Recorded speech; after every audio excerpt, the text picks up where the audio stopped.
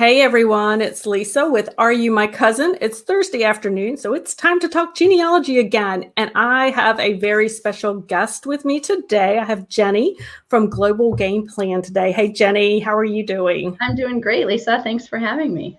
Wonderful. Jenny, this sounds we've been sitting here chatting away before we started, and I can't remember where you're from. You're from Minnesota, right? Yep, I'm in Minnesota. Okay, that's what I thought. I just wasn't 100% sure. So we'll give everybody a chance to find us and jump on with us for the next couple of minutes. It does take a little bit of time sometimes for folks there's a little delay there with YouTube and Facebook. So as you're coming in, guys, if somebody doesn't mind giving me a thumbs up, smiley face, a comment, tell me where you're from, whatever, that will let me know that you guys can see and that you guys have found us okay. So that would be fabulous. In the meantime, let me just tell you a little bit about what's going on at the Are You My Cousin world. Oh, perfect. Thank you. This week, so it is summertime, as you know. So I feel like things should start to slow down, Jenny. I don't know about you. I feel like things should start to slow down in the summer, and they really are not. They're picking up, it seems like. But so a couple of things. Watch your emails next week. I've got some really fun things going. I'm going to be doing some exciting projects with FindMyPast coming up. So be sure and watch your emails for that and watch the website, because there's some really fun things that we've got that we're cooking up together. So you definitely want to pay attention to that. Also, I've been playing around with a new program. It has to do with photos and organizing photos and crowdsourcing. Crowdsourcing to identify photos, old family photos. So I've got some interesting, it's called Panga. So I've been playing around with that, guys. I'm really excited about some of the possibilities. So watch the site for that as well, because I'm going to do some presenting on how to do that and how to use crowdsourcing to gather family stories, to gather oral history, to get photos identified. And you guys know I have a large box to still get identified. So watch the things for that. Hey, Vicki is here from Florida. Yay. Teresa's back from Kansas. Yay. Oh, I'm so glad you could join us live too. Diane, hey, good to see you. Hey, Danny from Ohio. And Dave is back again from Washington. Thank you, guys. I really appreciate that you guys do join us week after week. And I'm excited to hear about that. Okie doke. So I have Jenny here today from Global Game Plan. And Jenny and I met at it was a conference workshop and it was a conference. Yes, and I travel in the travel world, guys, and you guys know I do enjoy traveling as well as researching genealogy. And when I heard what she did I was like, oh, we have to talk. So Jenny is the owner, she's the creator over at Global Game Plan, and she actually creates you have to make sure I get this right, Jenny, itineraries and travel plans for people. So she basically consults with you and helps people create travel plans. Well, just when COVID hit, as it did for many of us, travel stopped for everybody. And for those in the travel industry, it was a really hard hit. And she did this very unique thing. You pivoted and you started creating virtual travel plans. And they were incredible. And you guys have seen me do a couple of those online with virtual travel. Jenny just takes it so much further. And I knew I needed to have her come and tell us some of the tips to do and show us around some of what she has done. If you have Irish ancestors today, you definitely want to stick around and watch what we have for you today. But the concept goes for any ethnicity that you are researching when it comes to traveling. So we are going to kind of travel the world today. We are going to experience genealogy in a very multi-sensory way. And I think you're going to be very excited about it. So Jenny, thank you so much for coming. And if there's anything you want to add to what you do over at Global Game Plan, please do. Sure. No, I think you got it. We also do a vacation rental search. So I am also an Airbnb host in a small tourist town here in Minnesota. And so I like to take that knowledge and personal experience as a host and help guests look for Airbnb rentals or other vacation rentals as well. So that's an additional service that we offer. Oh, yes, that's right. I forgot that actually you're considered a super host, I believe. Yes. So yes. She is the woman to talk to if you have Airbnb questions, that's for sure. So let's just jump right into virtual travel, guys. And why, Jenny, why virtual travel? Why do people want to go virtually, and what are the advantages of it? Sure. I mean, I love any and all things travel. And, as you mentioned, my interest in virtual travel really came about because of the pandemic, when we were all literally stuck at home. And I started to see on my own Facebook page things coming through, like 12 museums you can travel to from your couch, or, this kind of video over here, that kind of video over there. And then I just started to see more and more of it and thought, okay, this is kind of a cool idea. A way to still do something even though you are at home. Nothing is ever going to replace an in-person travel experience, but there are so many cool things out there. I mean, I'm sure you all saw that when the pandemic started, the internet just exploded with creativity. And not just creativity, but museums or tourist organizations or restaurants or whatnot putting content online. And so that content became accessible to everybody, no matter where in the world you are. And so that's kind of the genesis, of how I got interested in it. And then, of course, people not traveling. And so the demand for my customer demand in my in-person travel planning business was low. So I had to figure out a way to still engage an audience and still promote, and also promote cool things that were happening, around the world, because I'm not sure that everybody was aware of it. And so that was one other thing. And even still today, as the, international travel is just starting to open up, there are still so many cool things out there that people might not be aware of. And so I really enjoy sharing that information with people so that they themselves can travel while they're still at home. I think that's an important point, because you're right. When it comes to, in the past year, people have gotten so creative. Tourism boards have gotten so creative. And I had shared with the audience I did I guess it's a press trip or a fam trip to Prague. So I did that walking tour of Prague, and what an amazing experience that it was. You're right. It can't change being there, but I learned so much that I could pass on to my readers. And I thought, this is perfect, that even if travel were opening up, maybe it might be a while before I could get to Prague, or maybe there are areas of the world that I would like to travel to, but for various reasons would not be able to. And that was such a way to be able to literally walk the streets where these the members of the Czech Republic had walked, those ancestors. It was just an amazing type of experience. So I wanted to ask you about the museums. Because I know that we can start to visit museums, and I was like you, I was getting notifications in the mail. Typically what I was seeing, and I think what's really helpful to us as researchers and looking at heritage and family history, is to be able to actually tour into the museums. Were you finding you were able to get like up close and personal to the museum exhibits that you could learn?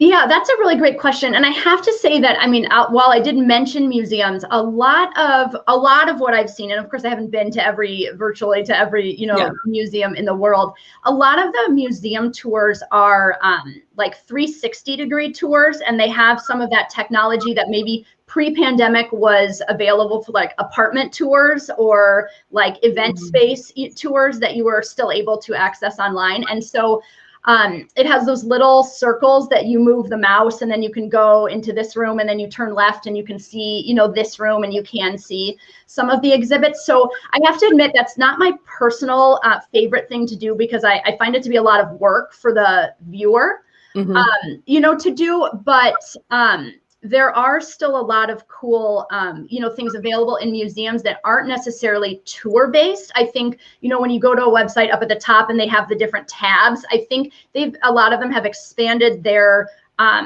things that they offer online in terms of information or other ways to interact with the museum that isn't necessarily like a visual tour.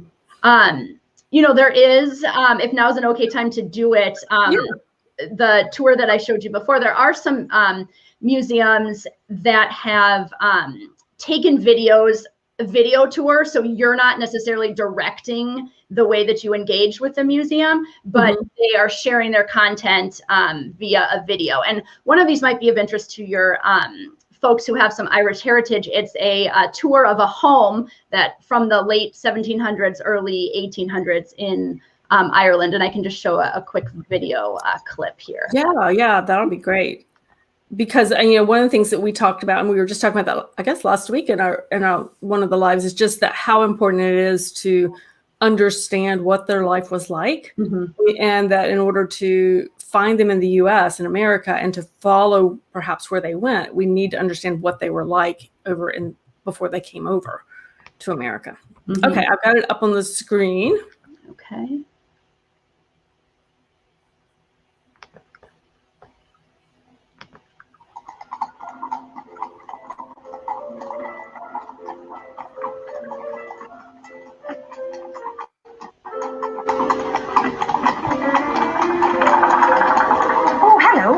I'm Mrs. O'Reilly. I live here at this lovely new house, number 29, with the Beatty family.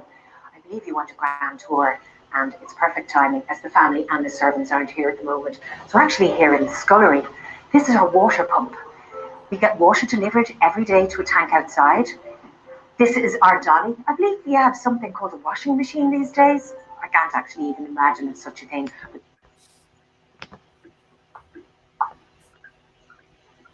That is priceless.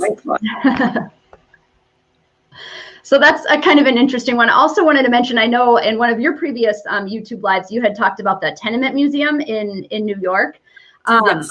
on the Lower East Side, and they actually have some video tours that they do live for $10 a screen, that you can also view the different rooms of the apartment building where different immigrant families of different backgrounds came and lived, and they now have those online. So I think that's a great example of how museums have put their content online in a way for people to experience who don't live there, and yet also things that can continue into the future. Because I think a lot of these virtual tours and content are going to still be available as we move forward, because it allows people to access their museum in a way that doesn't require you to be there in person.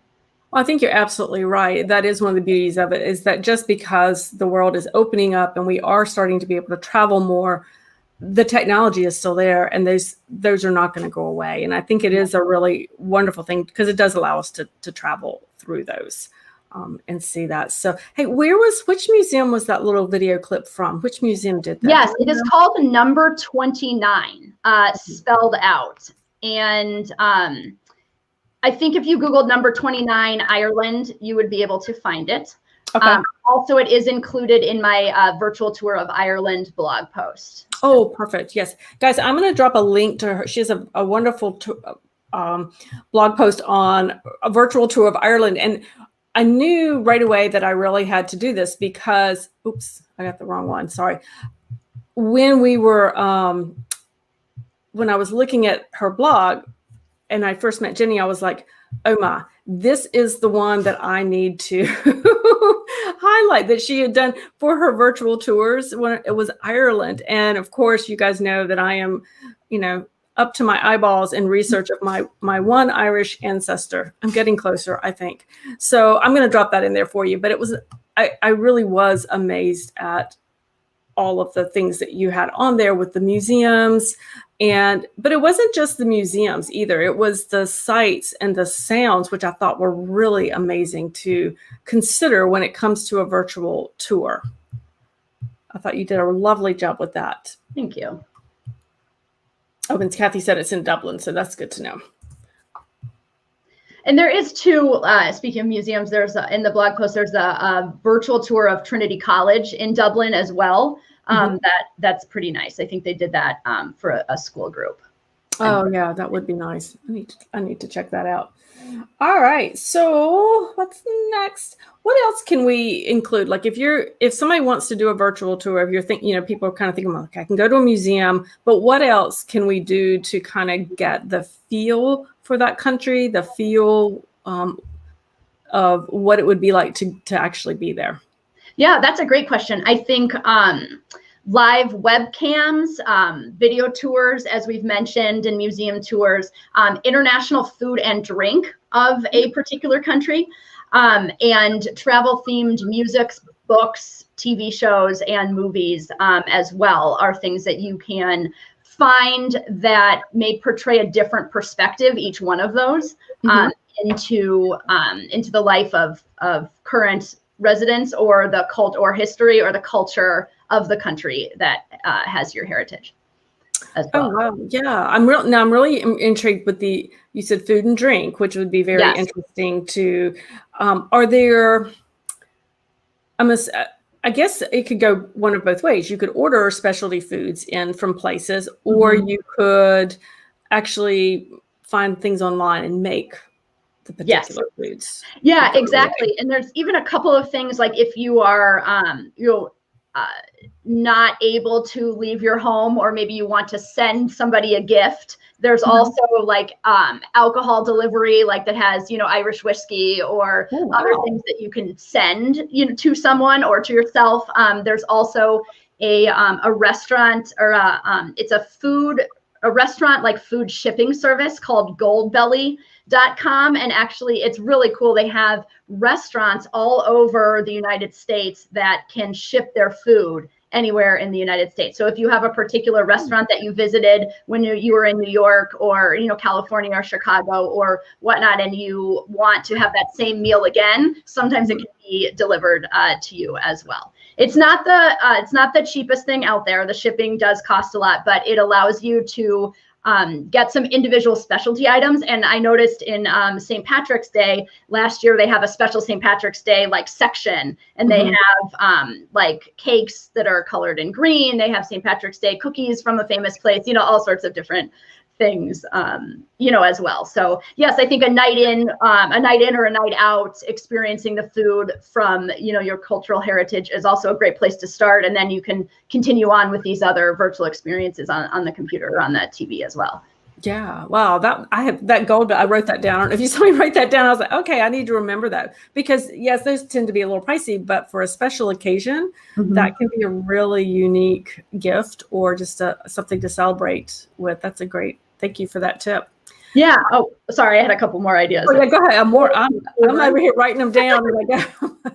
I also, in my whole household, we have 2 subscription boxes, and this isn't necessarily from one particular country, but if you're an international connoisseur or you want to experience a global food and drink, my family does it's called a Yum box. It's an international snack subscription box. And so monthly comes to our house. There's different kinds of chips or other kinds of edible things, and some candy. And it comes with a booklet that explains like what each thing is about. There's trivia about that country. And that's also a fun thing that we look forward to. And it could also be a fun gift. Same with, I have an international coffee subscription. And so once a month I get a bag of coffee from a different destination around the world with a postcard and other information about it. And so those are things that I do, even if I am able to travel, whatnot. I think it's just fun to have that as something for me to experience something different from another place while I'm still at home. Well, I love the Yum box. Now, I had just heard of it for the very first time, like back in March, and somebody in the family was like, "That's what I want for my birthday," and I was like, I didn't know what it was. So I'm familiar with the Yum box, and you can actually order. If people are interested, they can actually order just like a month's worth. You don't have to sign up for an entire year. If you just, if you follow it and want just a certain country, and that's, you could do that. But I thought that was a really interesting concept, and what a great way. I think this would be great with children or with teenagers to kind of, if you're trying to get some of the younger generations interested in family history, because a lot of times we get a lot of eye rolls when we talk to our family about genealogy, but that would be a really unique way of kind of introducing it, or kind of starting to share that heritage a bit. I think that's a neat thing. So that's a great concept. All right. Now, I'm going to ask you about webcams, because I went down, guys, when Jenny told me about these originally, or I saw them on her post, I went down the rabbit hole. And you guys know what a rabbit hole is. All genealogy researchers do. And I spent a lot of time hopping around the world, checking out life in other places. So Jenny, I'm gonna let you explain them a little bit more. Sure. So are you able to see the camera now? Yeah, I got it up. Okay. So yes. Okay, perfect. So yes, we are live from Dublin right now, right outside the Temple Bar, which is a famous bar in Dublin. It looks like it's raining there. And you can see down at the bottom here, it is 8:19 p.m. in Dublin, 59 degrees Fahrenheit. Nice that they translated that for us there. And so, yeah, you can see what the folks literally on the street of Dublin are doing right now. So this is something that is on 24 hours a day. And yeah, kind of a cool window into local life, local tourists as well. So yeah, they have a number of these all over the world. There's a lot of animal focused ones too. Explore.org has tons of really cool webcams in Africa, in aquariums, under the sea, literally. And that's something neat as well. But this one, and there are some city ones as well. This one obviously relates mostly to what we're talking about today in Dublin. Yeah, and this one's EarthCam, right? Yes. Mm-hmm. Okay, yeah. So EarthCam, yeah, and that was one. There's also, I remember, because along when you go into EarthCam and you can type in whatever country or city you want to look at, and it'll show you some of the live cameras that are there. I know there was one. There's actually a live cam from inside of that pub. So yeah, I took a look inside the pub one day. It's just yeah.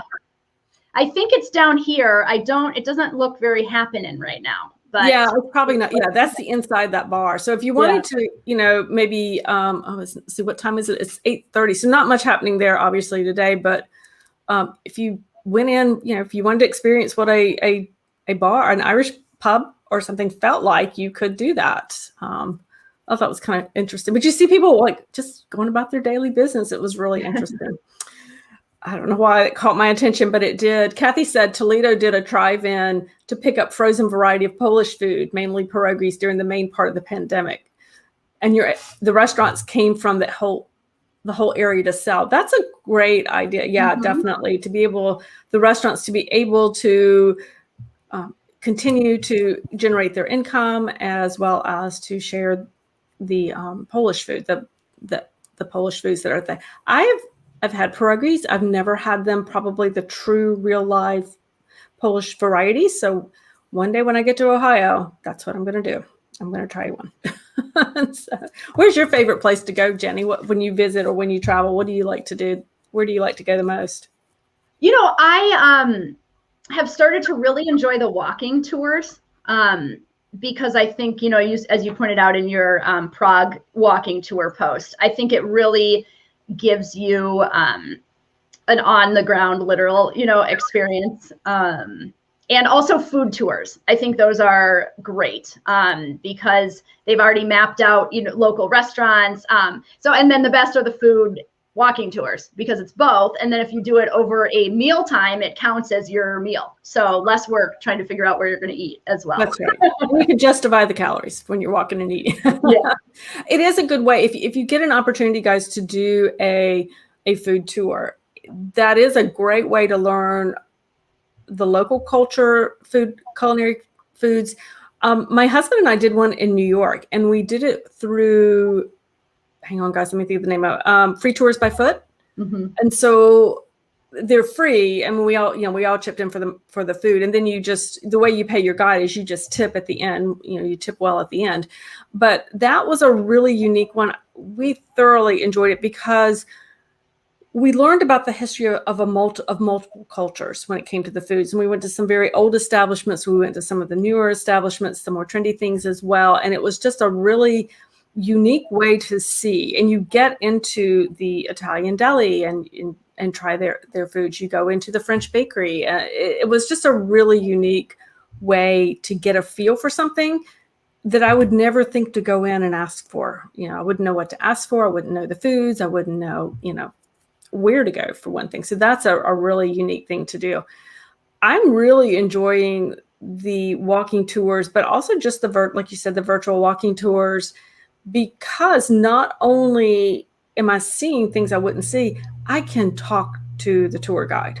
Mm-hmm. So, yes, we can watch things on YouTube, which is fabulous. Don't get me wrong. But when you can take a virtual tour, a live virtual tour with, you know, an actual walking tour with a guide, you can actually talk to that guide during that time, because it's usually by Zoom is what it is. So that is a really, that's the beauty. And that's part of why we like to travel, is we get to take the tours and talk to the tour guys, talk to the locals, and get the questions answered. And so, you know, things that come up, or we ask about a specific part of heritage, that would be, you know, I think that's a really exciting thing. And I think that's what the virtual tours, when you sign up for those, that's the big advantage to me as a researcher, to be able to learn and to ask the questions.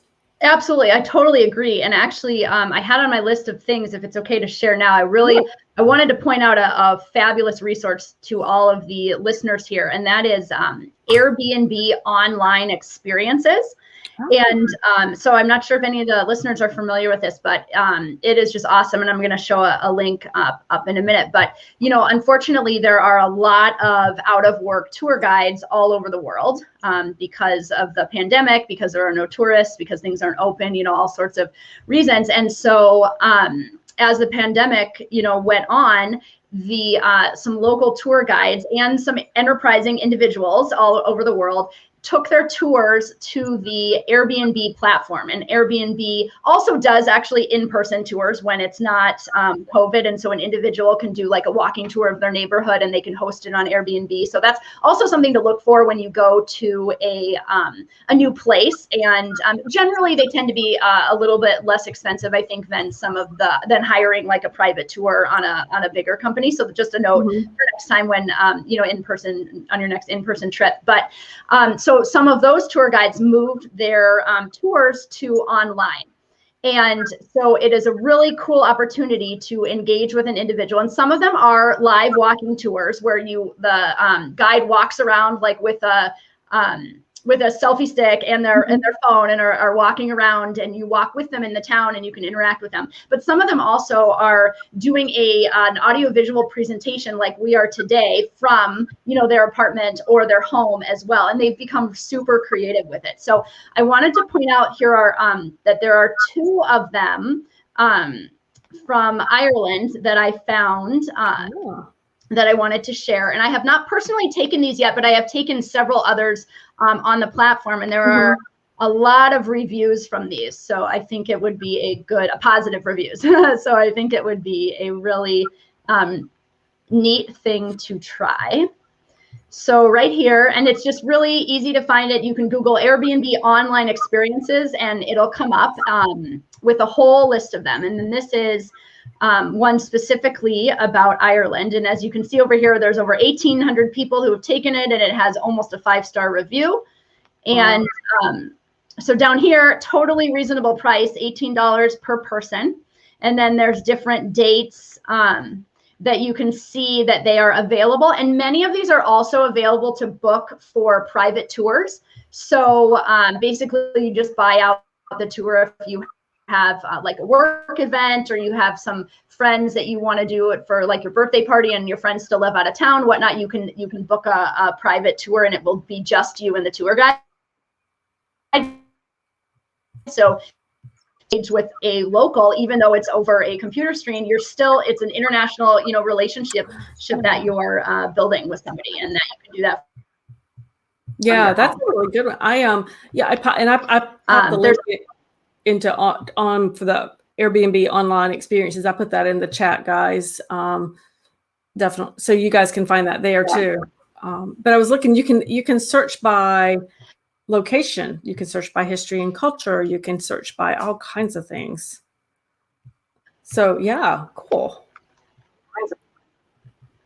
And then I just pulled up another one, an Irish dance,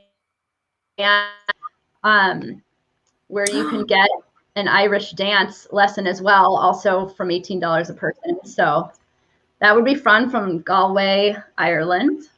So even different parts of Ireland that the tour guides are from.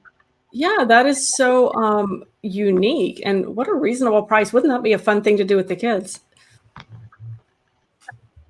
That is I didn't realize they had quite that variety. I knew they had some, I just didn't realize quite the variety that they had. So thank you so much for sharing that.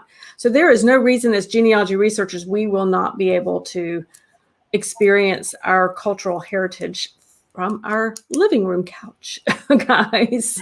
Remember, because it has to be, genealogy really does need to be multisensory. And the better we understand the culture, whether it's the music, whether it's the foods that they ate, you know, the better we can understand when they immigrated to America. If we're tracing them here, we can start to understand where they might have gone.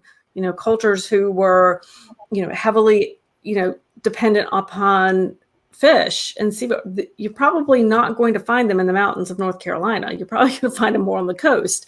You know, so if you understand what they were eating, what they knew how to grow from a crop standpoint, then you can sometimes start to get some ideas of where they might have landed, because they're going to go to what's familiar typically. They're going to grow what they know how to grow type things. So yeah, very good.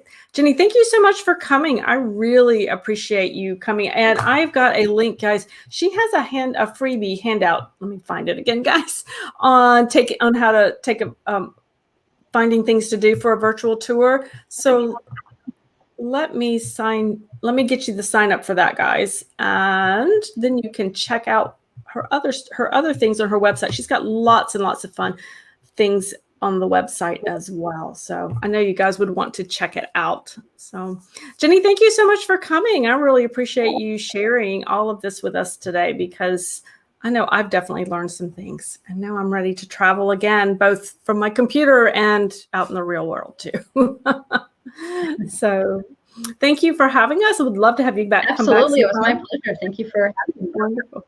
All right, guys. So I'm going to let you go, guys. Have a fabulous day. Come back next week. I'll be here next week as well. And again, watch your emails for the upcoming things that I'll be doing with FindMyPast, as well as some other fun and new things I'm finding out there on the web. I'll be demonstrating. Oh, and before you go, guys, I just remembered, MyHeritage is doing free travel immigration records, I believe it is. So let me pop that link in there. They are free. So free, I think it's immigration records over at MyHeritage. So they are opened up their collection. It's free through the 28th, I believe. So if you're watching this on replay, I'm referring to June 28th, 2021. And I've popped the link in the chat there, guys. So just so you know, guys, that I am an affiliate with them. Just to be for full disclosure, I am an affiliate for them. All right, wonderful. Thank you guys for joining us, and I will see you next week. All right, bye, guys.